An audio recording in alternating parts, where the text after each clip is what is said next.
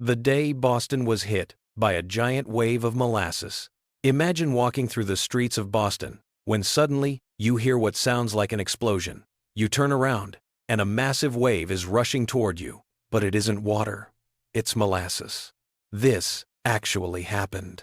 On the 15th of January, 1919, a massive storage tank in Boston's North End contained more than 2 million gallons of molasses.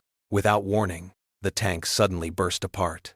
Witnesses described a terrifying roar as a wall of thick, sticky molasses swept through the neighborhood. The wave reportedly reached around 15 feet high in some areas and moved surprisingly fast. People couldn't outrun it. Buildings were damaged. Vehicles were pushed through the streets. Horses and people became trapped in the thick liquid. And once the molasses began cooling in the January weather, it became even harder to escape. Rescuers struggled to reach victims because simply moving through the sticky flood was incredibly difficult. By the time it was over, 21 people had died and around 150 were injured. The disaster led to years of legal battles. Eventually, the company responsible for the tank was held liable, and the tragedy became an important moment in the development of stronger engineering and construction oversight.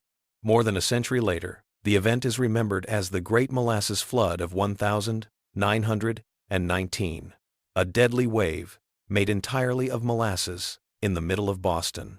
Believe it or not, sometimes history is stranger than anything Hollywood could write.